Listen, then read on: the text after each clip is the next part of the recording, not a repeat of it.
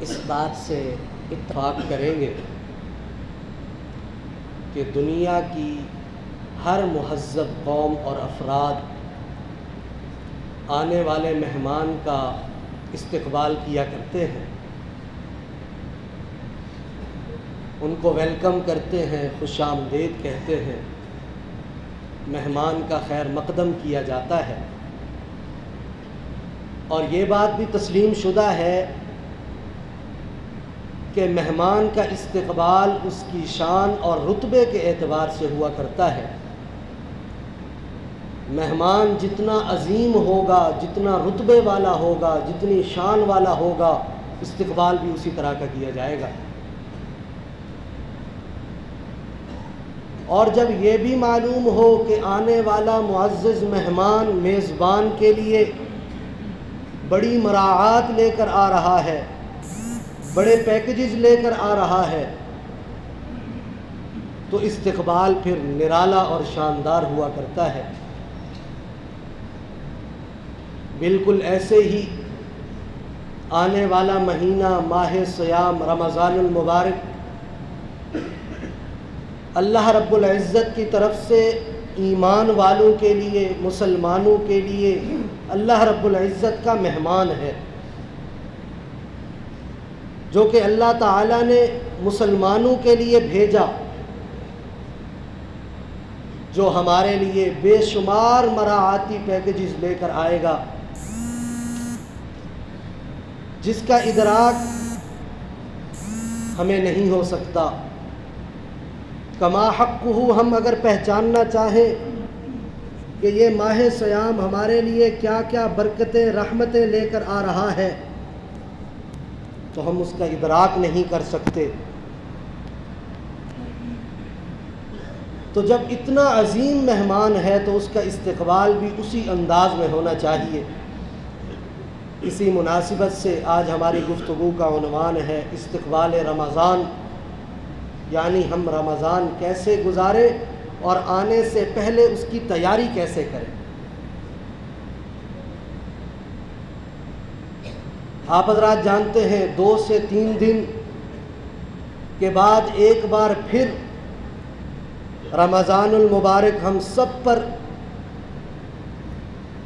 جس کو اللہ رب العزت نے توفیق بخشی، سایہ رحمت، سایہ برکت اور سایہ مغفرت کیے ہوئے ہوگا۔ اس کی رحمتوں سے ہم سیراب ہو رہے ہوں گے۔ یہ وہ مہینہ ہے جو نیکیوں کا مہینہ ہے، رحمتوں کا مہینہ ہے، بخشش کا مہینہ ہے، عنایتوں کا مہینہ ہے، توفیق عبادت کا مہینہ ہے، زہد اور تقوی اختیار کرنے کا مہینہ ہے، عجز اور انکساری اختیار کرنے کا مہینہ ہے، مساوات اور عدل کا مہینہ ہے، صدقہ و خیرات کرنے کا مہینہ ہے، جنت کی بشارت کا مہینہ ہے اور جہنم سے نجات کا مہینہ ہے۔ اس لحاظ سے ہماری آج کی یہ گفتگو جہاں باعث برکت ہے، وہیں پر اس لحاظ سے بھی اہمیت کی حامل ہے کہ ہماری یہ گفتگو اور اس میں بیان کیے گئے اعمال یہ حضور علیہ الصلاۃ کی سنت ہے۔ تو ایک ہی وقت میں 2 کام، ایک تو ہم مسائل بھی سیکھیں گے، رمضان المبارک کی عظمت بھی ملاحظہ کریں گے، اور دوسرا نبی کریم صلی اللہ علیہ وسلم کی سنت مبارکہ کو بھی زندہ کریں گے۔ کیونکہ رمضان المبارک کا استقبال کرنا یہ حضور علیہ الصلاۃ کی سنت ہے۔ حضور صلی اللہ علیہ وسلم خود ہی رمضان المبارک سے پہلے رمضان المبارک کا استقبال کیا کرتے تھے، اور کوئی 2-4 دن پہلے نہیں، پورے 2 ماہ پہلے جو ہی رجب شروع ہوتا، حضور علیہ السلام رمضان المبارک کا استقبال شروع فرما دیا کرتے، اور اللہ رب العزت سے دعائیں کرتے، اللہم بارک لنا فی رجب و شعبان و بلغنا رمضان۔ اے اللہ رجب اور شعبان میں ہمارے لیے برکتیں نازل فرما اور ہمیں رمضان المبارک تک پہنچا دے۔ اور جب رجب گزر جاتا، شعبان شروع ہو جاتا، تو حضور علیہ الصلاۃ والسلام کا رمضان المبارک کی تیاری کا اہتمام اور استقبال کا اہتمام اور بڑھ جاتا، اور حضور علیہ الصلاۃ والسلام ایک ایک دن گن گن کر گزارا کرتے شعبان کا۔ حضرت ابو ہریرہ رضی اللہ عنہ فرماتے ہیں کہ حضور علیہ الصلاۃ والسلام ہمیں بھی حکم دیا کرتے کہ تم بھی شعبان کی تاریخوں کو گنا کرو تاکہ رمضان المبارک کی صحیح معنوں میں تیاری ہو سکے۔ اور پھر مزید اہتمام، حضرت اسامہ بن زید رضی اللہ عنہ فرماتے ہیں میں نے نبی کریم صلی اللہ علیہ وسلم سے عرض کیا، یا رسول اللہ صلی اللہ علیہ وسلم، آپ روزے عام دنوں میں بھی رکھتے ہیں لیکن جو شعبان کا اہتمام میں نے دیکھا ہے وہ اور دنوں میں اہتمام نظر نہیں آتا۔ تو نبی کریم صلی اللہ علیہ وسلم نے ارشاد فرمایا کہ یہ شعبان کا مہینہ بڑی برکتوں والا مہینہ ہے جو رجب اور رمضان المبارک کے درمیان آتا ہے، اور یہ وہ مہینہ ہے جس میں اعمال اللہ رب العزت کے حضور پیش کیے جاتے ہیں، اور میں یہ چاہتا ہوں کہ جب میرے اعمال اللہ رب العزت کے سامنے پیش کیے جائیں تو میں روزے کی حالت میں ہوں، اسی لیے میں شعبان میں اہتمام زیادہ کیا کرتا ہوں۔ اسی طرح ام المومنین حضرت سلمہ رضی اللہ عنہ فرماتی ہیں کہ حضور علیہ الصلاۃ والسلام نے کبھی مسلسل 2 ماہ روزے نہیں رکھے سوائے شعبان کے، کہ حضور علیہ الصلاۃ والسلام شعبان میں مسلسل روزے رکھا کرتے یہاں تک کہ رمضان المبارک آ جاتا، اور پھر رمضان المبارک کے روزے رکھا کرتے۔ یوں 2 مہینے مسلسل حضور علیہ الصلاۃ والسلام کا معمول تھا کہ حضور علیہ الصلاۃ والسلام روزے رکھا کرتے تھے۔ یہ کیا ہے؟ یہ رمضان المبارک کا استقبال ہو رہا ہے۔ اور ایک بار حضور علیہ الصلاۃ والسلام نے صحابہ کرام رضوان اللہ علیہم اجمعین سے دریافت کیا، ماذا یستقبلکم وتستقبلون، 3 بار یہ جملہ ارشاد فرمایا کہ تمہارا استقبال کون کر رہا ہے اور تم کس کا استقبال کر رہے ہو۔ حضرت فاروق اعظم رضی اللہ عنہ نے جب 3 بار حضور علیہ الصلاۃ والسلام کا یہ ارشاد سنا تو عرض کیا، یا رسول اللہ صلی اللہ علیہ وسلم، کیا وحی آنے والی ہے، کوئی نیا حکم آنے والا ہے؟ حضور علیہ الصلاۃ والسلام نے ارشاد فرمایا، نہیں۔ پھر حضرت فاروق اعظم رضی اللہ عنہ نے سوال کیا، یا رسول اللہ صلی اللہ علیہ وسلم، کیا کوئی دشمن حملہ آور ہونے والا ہے؟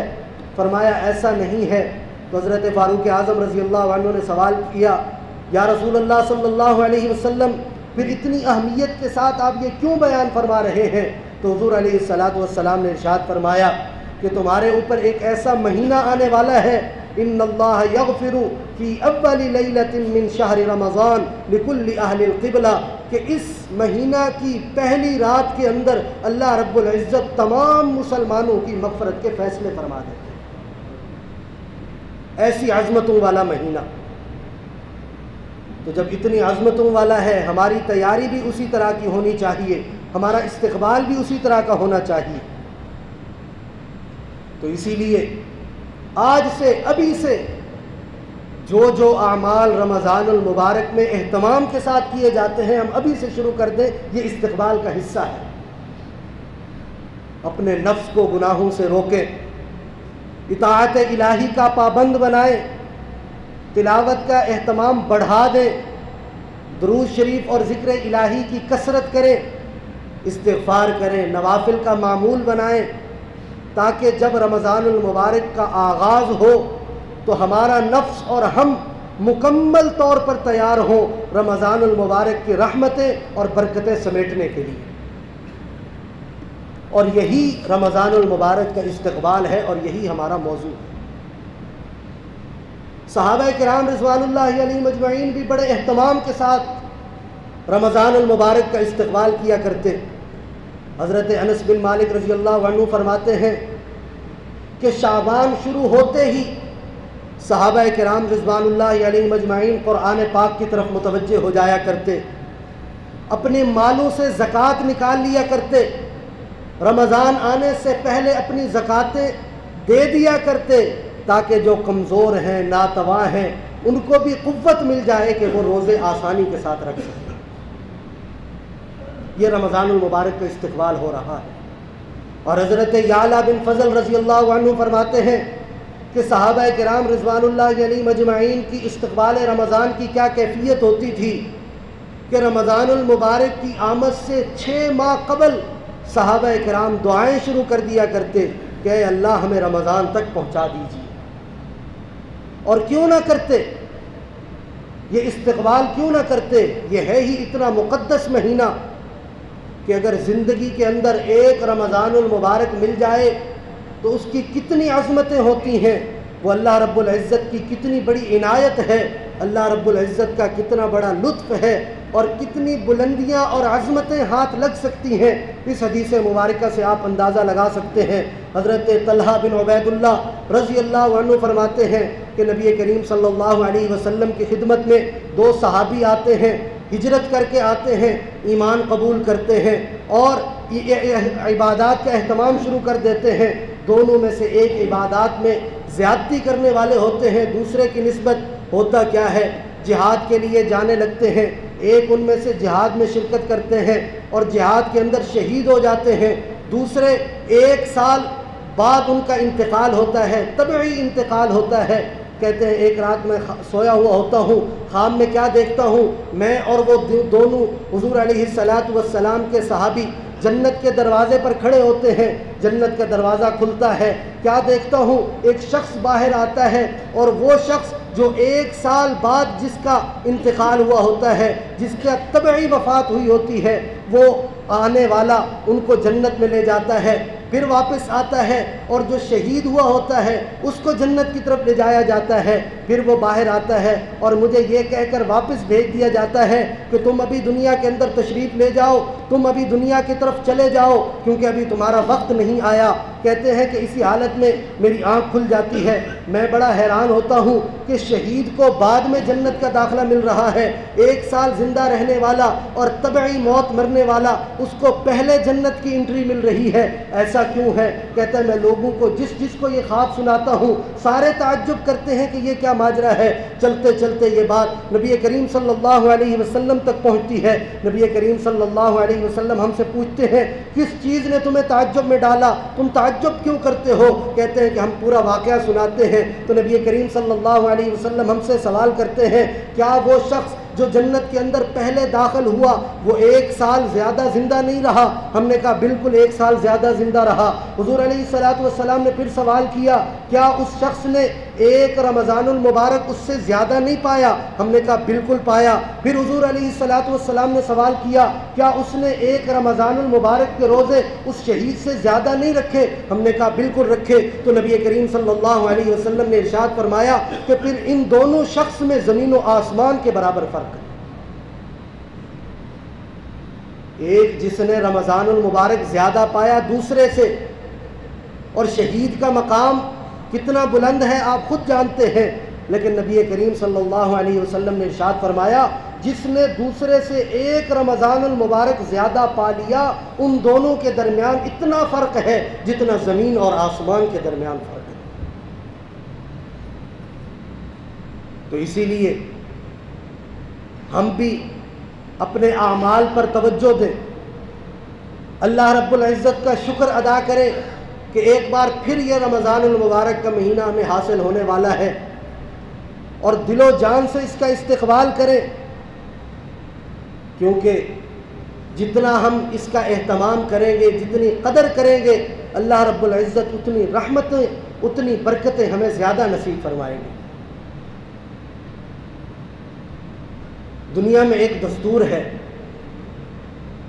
کہ مقام نسبت کے اعتبار سے ملا کرتا ہے،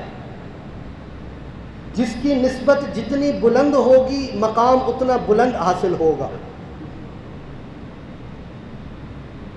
اور جس چیز کی نسبت اللہ رب العزت کے ساتھ ہو جائے گی اس کا مقام سب سے بلند ہوگا۔ بیت اللہ کو اتنی عظمت کیوں ملی دنیا کی تمام مساجد پر؟ کیونکہ وہ کعبۃ اللہ ہے، بیت اللہ ہے۔ رسولوں کو، انبیاء کو اتنا مقام کیوں ملا؟ کیونکہ وہ رسول اللہ ہے۔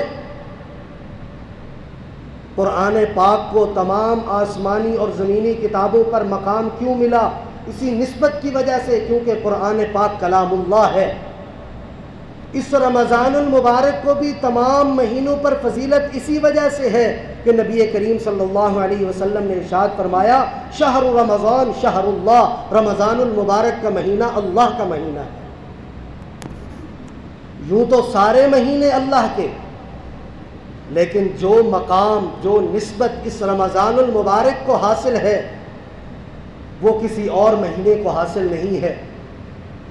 مثال سے سمجھنا چاہیں تو اس مہینے کے اندر تھوڑا کیا ہوا عمل بھی باقی مہینوں کی نسبت زیادہ کیے ہوئے اعمال سے زیادہ فضیلت والا ہوتا ہے۔ نبی کریم صلی اللہ علیہ وسلم نے ارشاد فرمایا جو اس مہینے میں نفل عبادت کرے گا وہ عام مہینوں کی فرائض کے برابر عبادتیں ہوں گی۔ اور آپ حضرات جانتے ہیں تمام عبادتوں میں افضل ترین عبادت فرض عبادت ہوا کرتی ہے۔ فرمایا جو اس میں نفل پڑے گا عام دنوں کے فرائض کے برابر ثواب ہوگا، اور جو فرائض کا اہتمام کرے گا ایک فرض کا ثواب رمضان المبارک میں ادا کیے ہوئے ایک فرض کا ثواب عام دنوں کے 70 فرضوں کے برابر ہوگا۔ یعنی عام دنوں میں آپ 70 نمازیں باجماعت ادا کرتے ہیں، رمضان المبارک میں ایک نماز باجماعت ادا کرتے ہیں تو اس ایک نماز کا ثواب ان 70 نمازوں کے برابر ہے۔ اور ایک اس رمضان المبارک کی عظمت کی وجہ اس رمضان المبارک کے روزے ہیں۔ تمام عبادات کا مقصد تقوی کا حصول ہے۔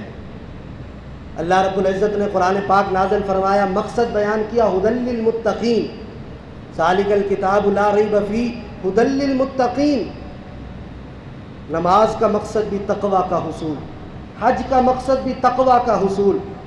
اور اس روزہ، یہ روزہ ایسی عبادت ہے کہ جس میں تقوی کے حصول کا اعلیٰ مظہر موجود ہے۔ اور اس کا مقصد بھی اللہ رب العزت نے یہی بیان فرمایا، یا ایھا الذین آمنوا کتب علیکم الصیام کما کتب علی الذین من قبلکم لعلکم تتقون۔ روزے تم پر کیوں فرض کیے گئے؟ تاکہ تم متقی بن جاؤ۔ اور اللہ تعالیٰ کی تقوی نام ہے اللہ رب العزت کی اطاعت کا، پرہیزگاری کا، گناہوں سے بچنے کا، اور یہ کام بطریق اتم مکمل طور پر روزے کے اندر موجود ہے کہ آپ کو کوئی دیکھ نہیں رہا، صرف آپ کے درمیان اور اللہ کے درمیان اور کوئی نہیں ہے، آپ صرف اللہ رب العزت کی محبت میں، اللہ رب العزت کے خوف سے ان تمام کاموں سے بچ جاتے ہیں جن سے اللہ رب العزت نے منع فرمایا ہے۔ اسی لیے تو حضور علیہ الصلاۃ والسلام نے ارشاد فرمایا کہ جب بندہ کوئی نیکی کرتا ہے اس کو 10 سے لے کر 700 گنا تک اجر دیا جاتا ہے سوائے روزہ کے۔ اور روزہ کے بارے میں حضور علیہ الصلاۃ والسلام نے ارشاد فرمایا کہ اللہ رب العزت کا اعلان ہے یہ روزہ خاص میرے لیے ہے اور اس کا اجر بھی میں خاص عطا فرماؤں گا۔ اور فرمایا روزے دار کے لیے 2 خوشخبریاں ہیں، ایک افطار کے وقت اور ایک جنت میں اللہ رب العزت سے ملاقات کے وقت۔ اور فرمایا روزے دار کی منہ کی بدبو جس سے لوگ نفرت کرتے ہیں اللہ رب العزت کو وہ مشک و عنبر کی خوشبو سے بھی زیادہ پسند ہے۔ اور حضرت ابو ہریرہ رضی اللہ عنہ فرماتے ہیں کہ جس نے بغیر شرعی عذر کے رمضان المبارک کا ایک روزہ چھوڑ دیا، شرعی عذر کوئی نہیں تھا ویسے ہی چھوڑ دیا، تو فرمایا نبی کریم صلی اللہ علیہ وسلم نے کہ وہ ساری عمر روزے رکھتا رہے، مقام اور مرتبے کے اعتبار سے اس ایک روزے کے برابر نہیں ہو سکتے۔ اور روزہ داروں کی کیا شان ہے، حضرت سہیل بن سعد ساحلی رضی اللہ عنہ روایت کرتے ہیں نبی کریم صلی اللہ علیہ وسلم نے ارشاد فرمایا جنت کا ایک دروازہ جس کا نام ریان ہے اور جس سے اللہ رب العزت صرف روزے داروں کو داخل فرمائیں گے، جس سے انٹری صرف روزے داروں کو ملے گی، وہ ایک جنت ایک منادی اعلان کرے گا کہ کہاں ہیں روزے رکھنے والے، وہ کھڑے ہوں گے، ان کو اس ریان دروازے سے داخل کر دیا جائے گا اور پھر اس دروازے کو بند کر دیا جائے گا، روزے داروں کے علاوہ کسی اور کو اس دروازے سے داخل نہیں کیا جائے گا۔ یہ روزہ اور روزے داروں کے فضائل ہیں۔ اتنا عظیم مہینہ کہ جب رمضان المبارک آتا ہے،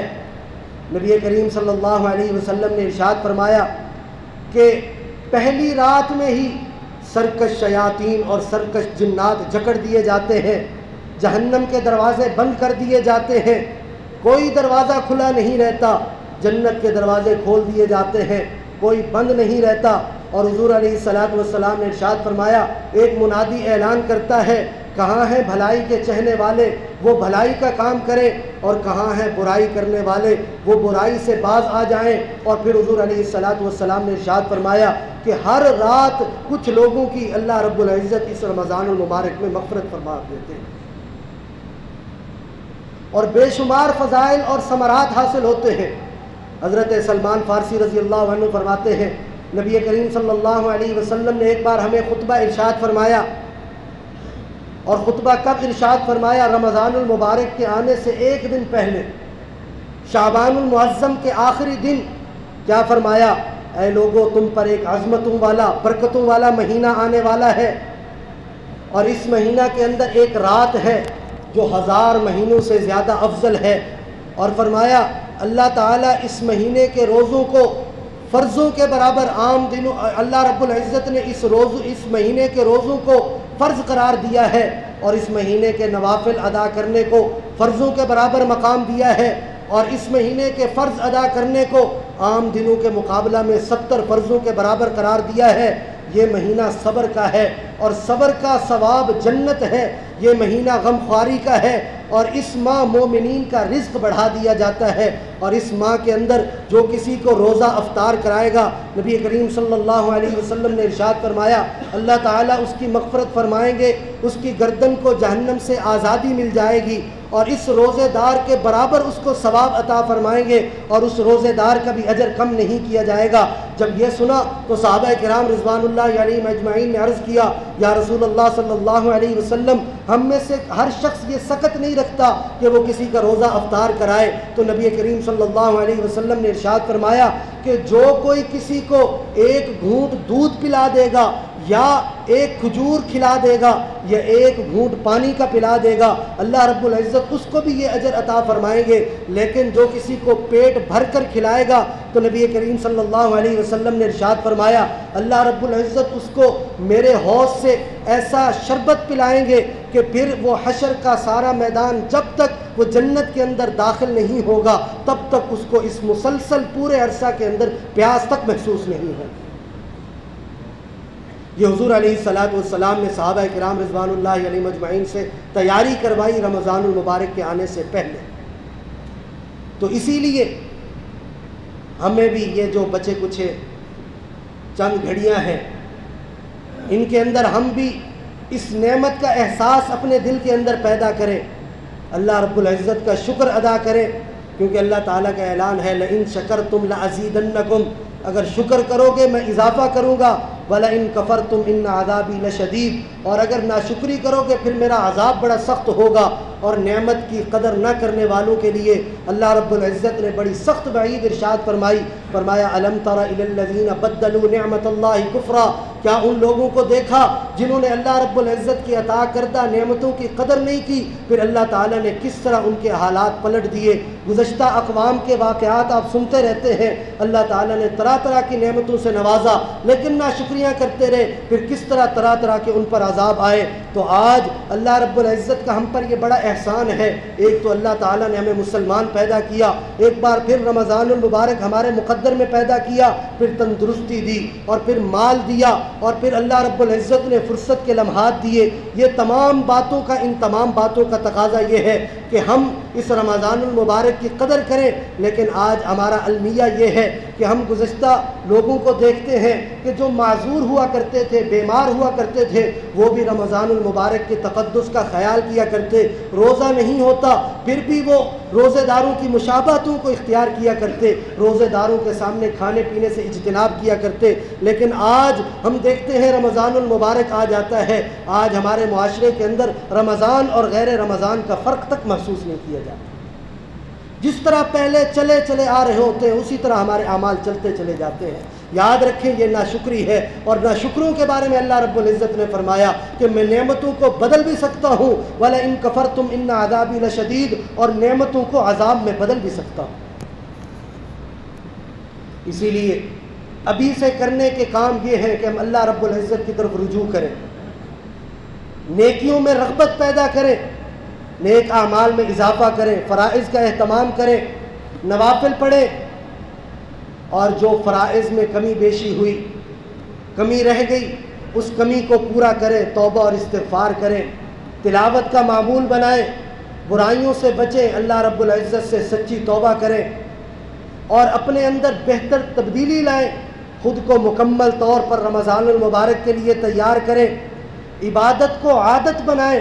پھر وہ ایسی عادت بنے کہ رمضان المبارک چلا بھی جائے ہماری عادت نہ بدلے، صرف ایک مہینہ کی تبدیلی نہ ہو، ہمیشہ کے لیے تبدیلی ہو، اور یہی اعمال ہیں جو رمضان المبارک میں اگر ہم نے کر لیے تو اللہ رب العزت پھر ہمیں رمضان المبارک کی رحمتوں سے برکتوں سے محروم نہیں فرمائے۔ حقوق کی ادائیگی کریں رمضان المبارک کے آنے سے پہلے پہلے، حقوق اللہ ادا کرنے ہیں وہ ادا کریں، نمازیں ذمے میں ہیں وہ پڑھیں، زیادہ ہیں تو عزم کریں کہ قضائیں مکمل کریں گے، زکوٰۃ ادا نہیں کی وہ ادا کریں،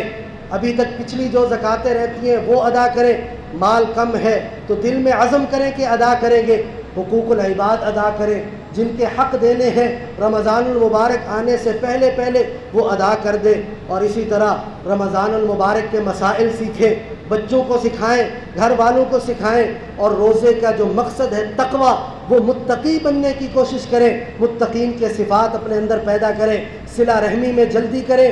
رشتے قطع کرنا بڑا سخت گناہ ہے، نبی کریم صلی اللہ علیہ وسلم نے ارشاد فرمایا جو صلہ رحمی نہیں کرتا رشتے قطع کرتا ہے اللہ رب العزت اس کی دعائیں قبول نہیں فرماتے، اور جو رشتے بناتا ہے صلہ رحمی کرتا ہے اللہ رب العزت اس کی عمر میں اضافہ کرتے ہیں۔ اور پھر نبی کریم صلی اللہ علیہ وسلم نے ارشاد فرمایا صلہ رحمی کیا ہے؟ ایک وہ صلہ رحمی ہے جس کو ہم صلہ رحمی سمجھتے ہیں، وہ کیا ہے کہ کوئی ہمارے ساتھ بھلائی کرے ہم اس کے ساتھ بھلائی کر دیں تو ہم سمجھتے ہیں ہم نے بڑی صلہ رحمی کر دی، نبی کریم صلی اللہ علیہ وسلم نے ارشاد فرمایا یہ صلہ رحمی نہیں ہے، صلہ رحمی یہ ہے کہ کوئی تم سے صلہ رحمی نہیں کر رہا بدلے میں تم پھر بھی صلہ رحمی کر رہے ہو، حقیقت میں یہ صلہ رحمی ہے،